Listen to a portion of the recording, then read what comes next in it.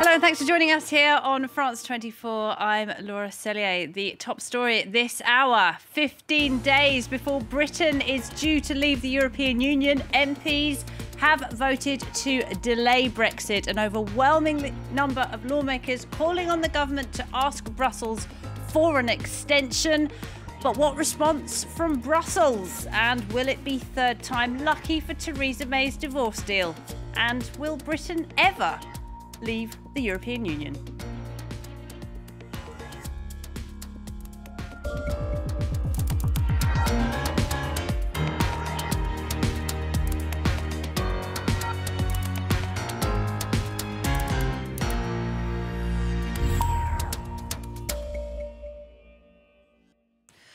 British MPs have voted overwhelmingly to ask the European Union to delay Brexit.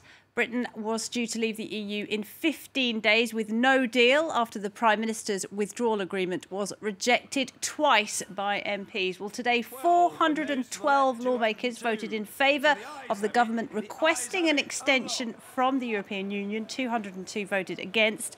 The EU had previously warned that there must be a credible reason for an extension. Let's go to Westminster, where the action is tonight. France 24's Bénédicte Pavio is there. So, Bénédicte, if the EU approves, Brexit will not happen on March 29th, even though Theresa May has been promising that it will for quite a long time now. Theresa May has been promising that the United Kingdom would leave on the 29th of March for 2 years.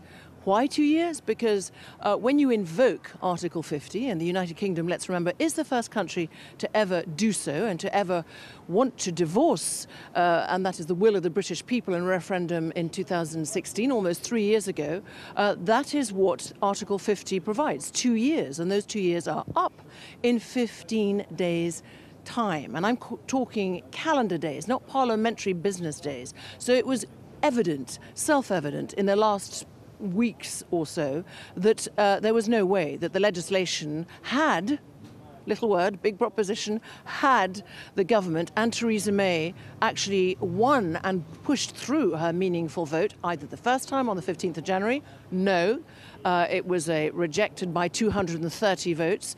Tried again on the 12th of March, days ago, and rejected by 149 votes.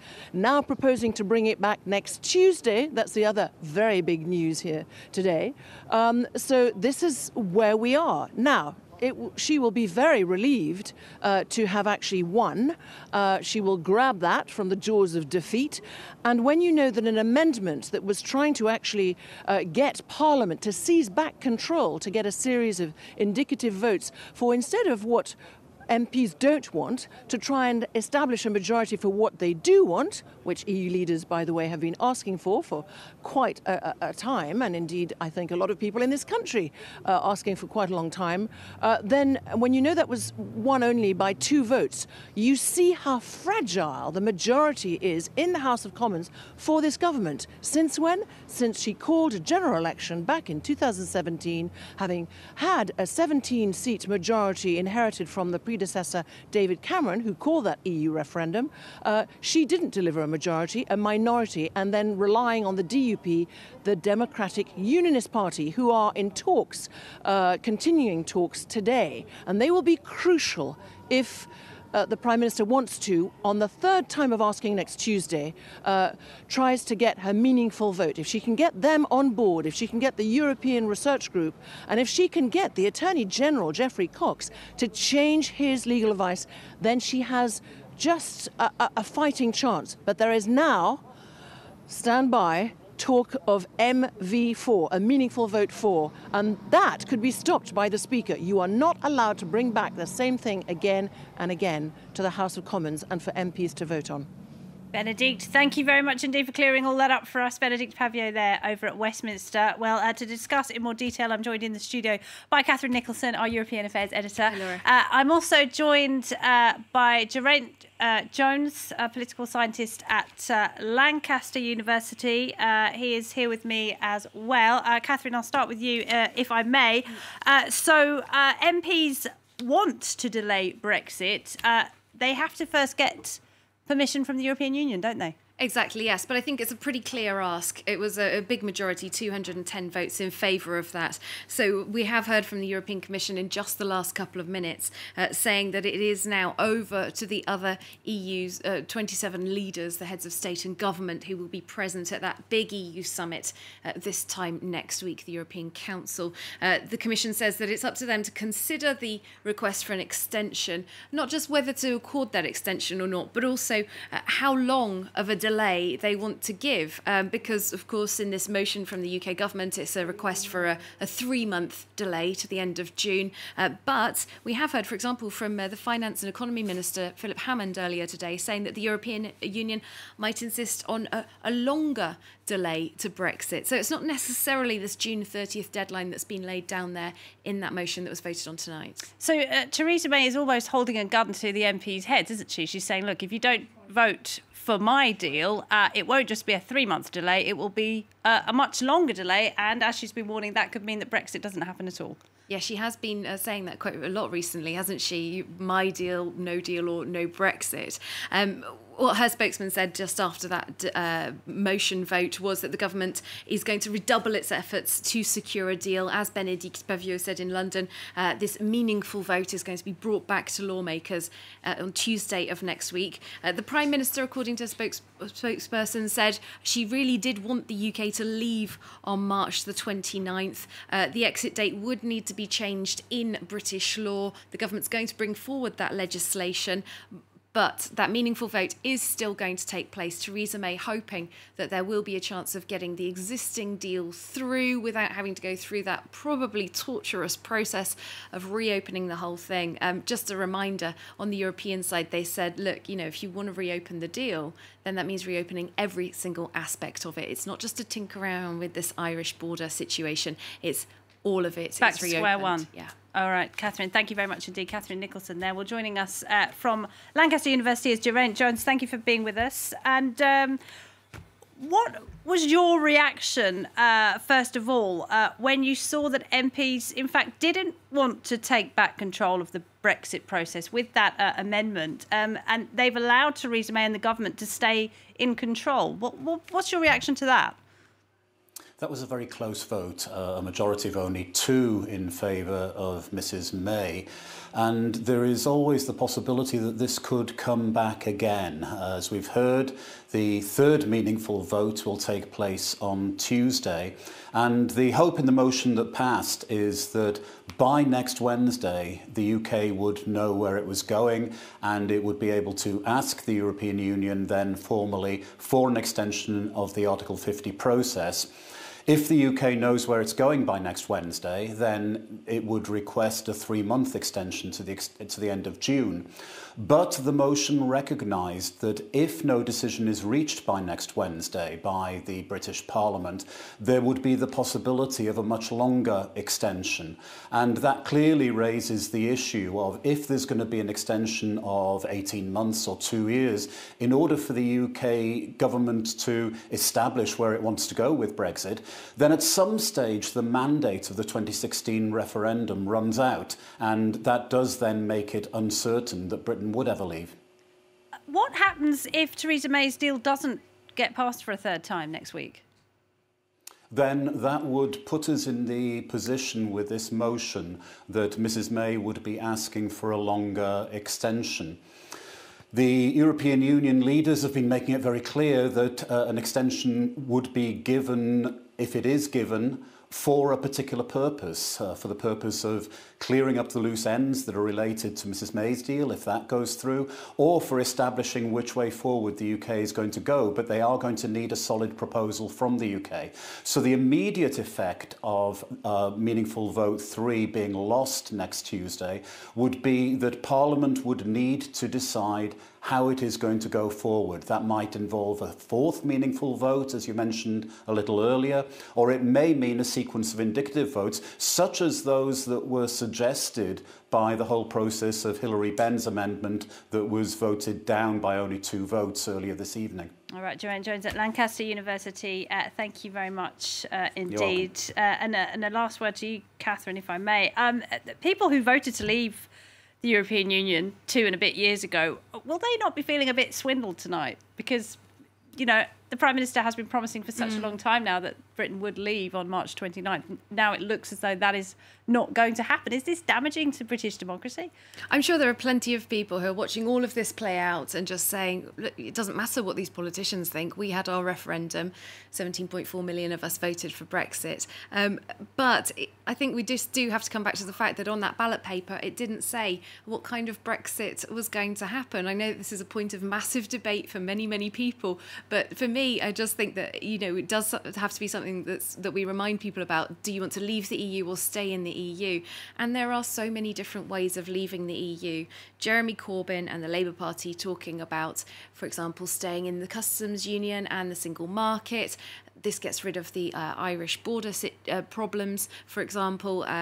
You know, there are all these kind of different ways of leaving the EU. And the customs union, the single market, the future relationships, so many things to be worked out. Which bits do you want to keep, which bits don't you want to keep? But obviously, you know, the keeping certain sort of rights comes with different responsibilities as well.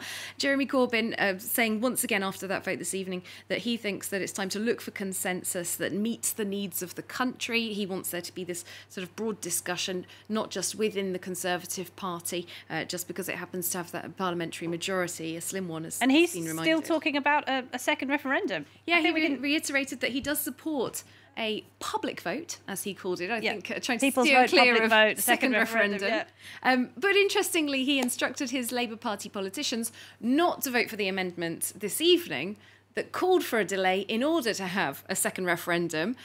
They didn't think that the time was right for that one, is the line that we're being given from the Labour Party. Interestingly enough, the official People's Vote campaign also said, we don't want this to happen right now either. I think we can take a listen to the opposition leader, Jeremy Corbyn, shortly after that result came in. Can we have a listen to that?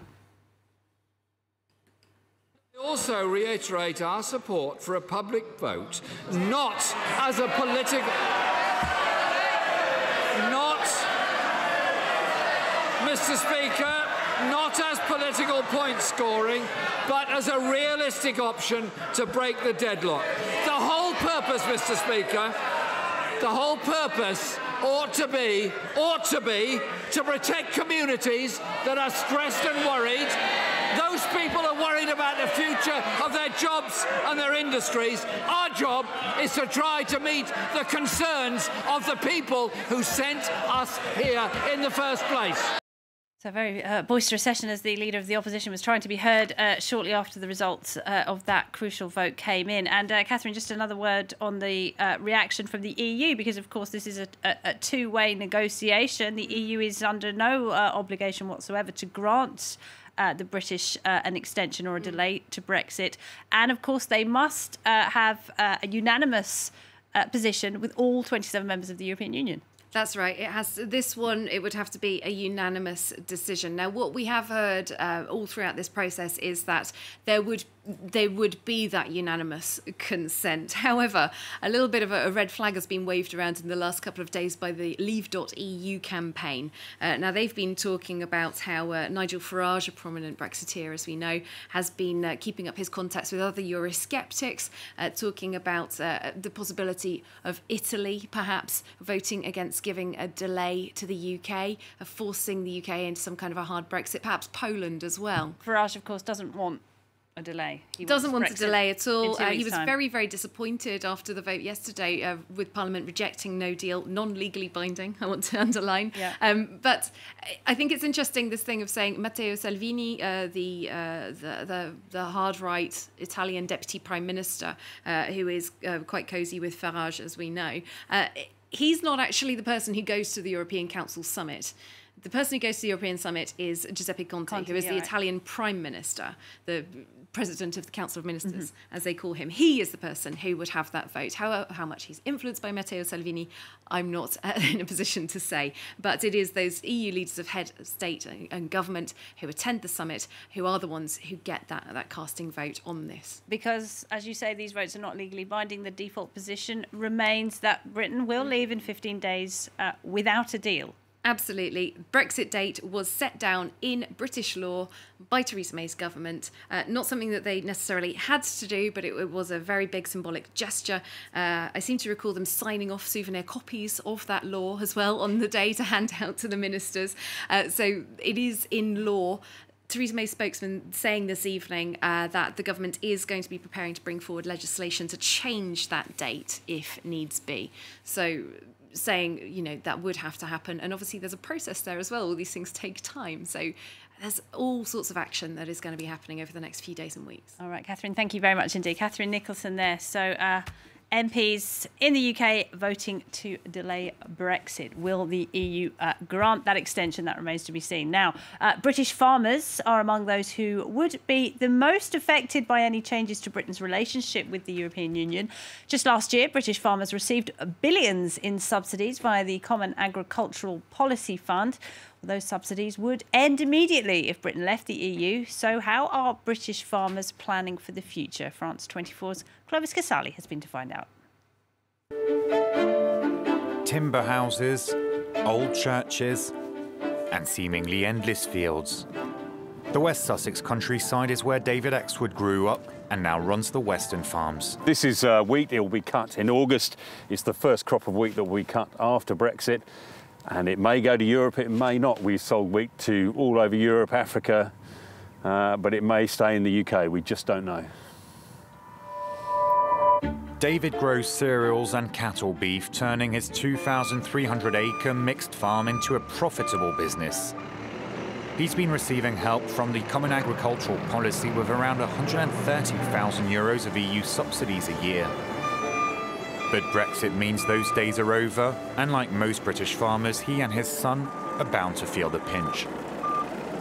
Between 2014 and 2017, EU subsidies accounted for 61% of the average annual profits of British farms. One of the greatest concerns is that we will be competing with French, German, European farmers that will continue to be part of the CAP and will continue to receive the subsidies that we all do at the moment. And that will leave us at a competitive disadvantage. In Gloucestershire, the Royal Agricultural University has been training farmers since 1845.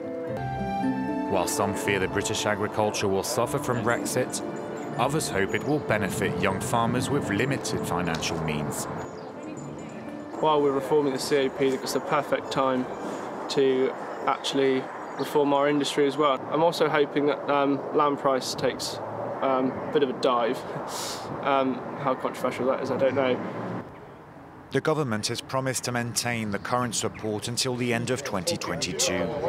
But farmers need to know what exactly will replace EU subsidies as soon as possible.